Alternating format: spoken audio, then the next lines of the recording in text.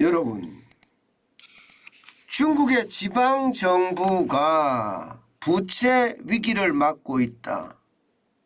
그래서 금융위기가 올지도 모른다. 이 말이 여러분 사실일까요?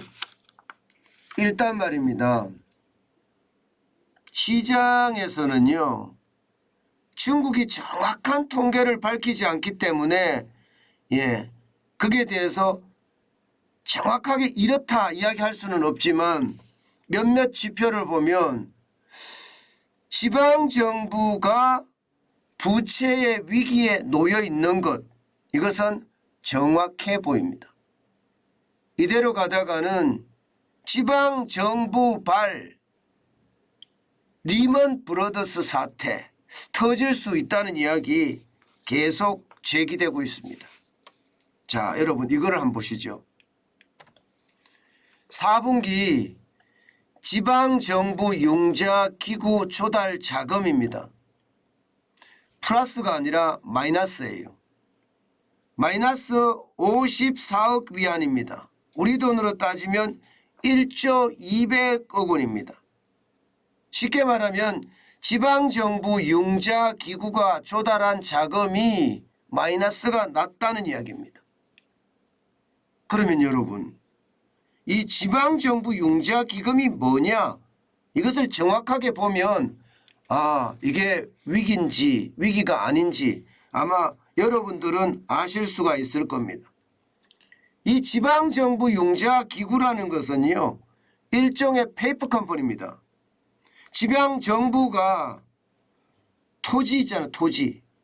그리고 뭐 또 다른 자산이 있을 거 아니에요. 이 자산을 담보로 해서 금융권에서 융자를 받거나 회사채를 발행을 해서 자금을 확보하는 그런 페이퍼 컴퍼니입니다. 그러면 그 자금으로 도로도 만들고요, 항만도 만들고요, 심지어 말입니다, 아파트도 짓고 또 그 자금으로 지방정부의 재정도 운영을 하고 이렇거든요. 그리고 나서 인프라가 투자가 되면 도로의 사용료도 받을 거고요, 항만의 사용료도 받을 거예요. 이 사용료로 결국 채권을 발행했다든가 혹은 대출을 받은 것을 갚는다는 뜻이에요. 그런데 지금 이 자금이 마이너스가 났다. 이것은요, 결국 말입니다, 자금이 부족해져 간다. 이렇게 이야기할 수가 있는 겁니다. 문제는요, 54억 위안만 문제가 있는 게 아닙니다. 이 지방정부 융자기구에서 조달한 자금이 있을 거 아니에요. 그 전체 자금이 어마어마합니다. 이게 예측을 하는 추정치가 다 다르기는 하지만 골드만삭스에서는요, 2020년 기준으로 53조 위안 정도 예측하고 있습니다. 53조 위안이면요, 1경 23조입니다. 1경 23조. 1경 23조라는 숫자는 여러분 진짜 중국의 1년 GDP라고 이야기하는 국내 총생산의 절반에 해당됩니다. 국내 총생산의 절반. 어마어마하죠. 한나라 국민이 생산하는 총액의 절반이 지금 지방정부 융자기구의 부채라는 거예요.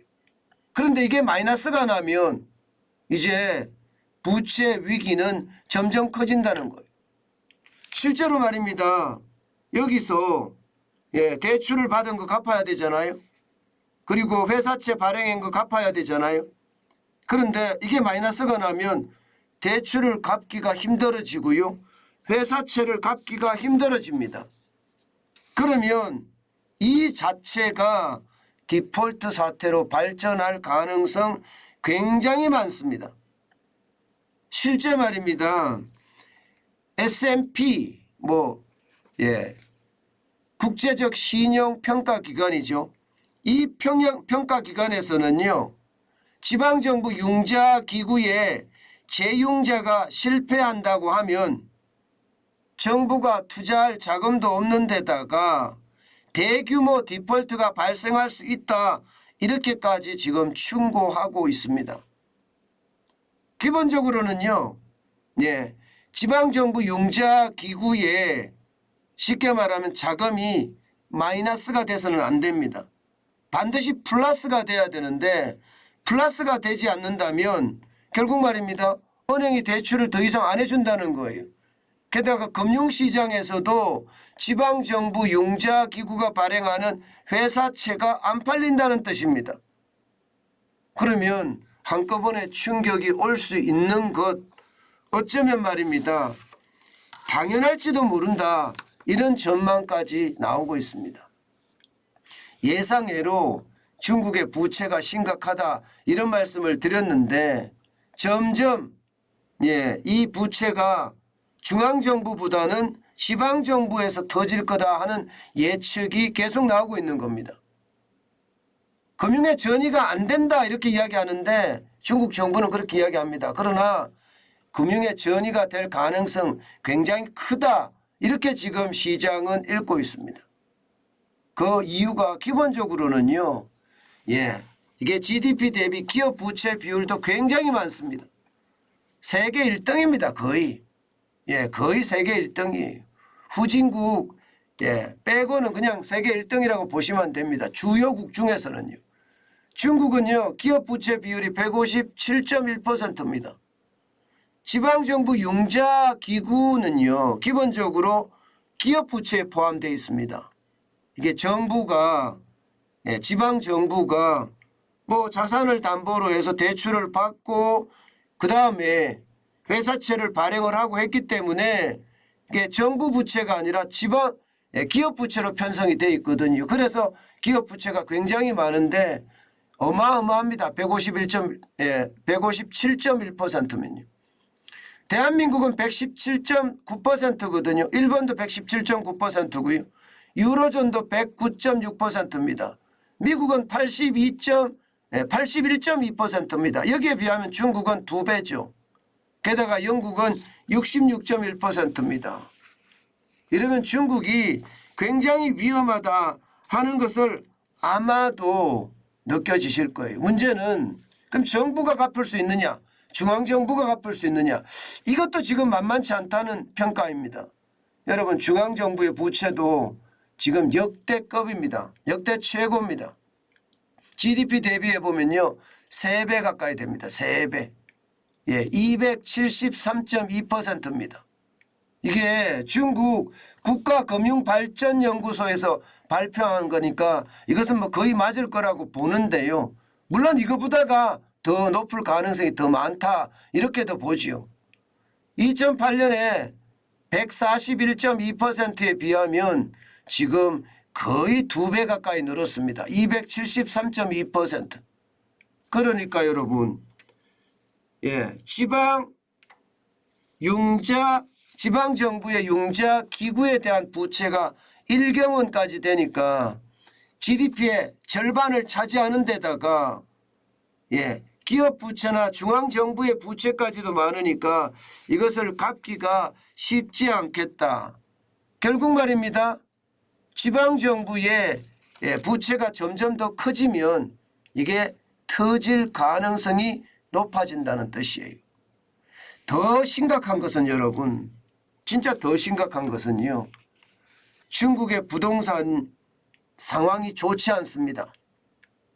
지금 부동산 전체가 중국 경제에 차지하는 비중이 30% 가까이 되는데 집이 안 팔려요. 집이 팔려야 되거든요. 집이 팔려야지 지방정부도 부동산 개발 회사의 땅을 팔 수가 있단 말입니다. 그래야지 지방정부도 땅을 팔아서 그 재원으로 지방정부를 운영을 하거든요. 그런데 상황이 그렇지 못하다는 이야기가 되는 거예요. 그렇게 되면 지금 지방정부가 더 빠르게 심각해지고요. 이미 부동산은 꺼지기 시작을 했으니까 이 부동산의 어떤 침체가 결국 말입니다. 지방정부의 침체 여기에 좀 더 나아가면 지방정부 융자기구의 디폴트까지도 가져올 수 있다. 이렇게 얘기합니다. 기본적으로는 여러분, 기본적으로는 지방정부 융자기구가 마이너스가 났다는 사실은요. 결국 금융위기의 어떤 신호가 하나 터졌다. 이렇게 해석하는 게 일반적입니다. 당연히 부동산 침체하고 맞물려서요. 시장 전체의 위험이 될까 사실 굉장히 두려워합니다. 시장은 이처럼 말입니다. 굉장히 변화가 심하고요. 특히 말입니다. 부동산 침체에 따른 지방정부의 디폴트는 어쩌면 올 수도 있겠다 하는 생각을 시장에서는 하고 있다는 것. 우리는 예의주시해야 되겠다. 그런 생각 다시 한번 해봅니다.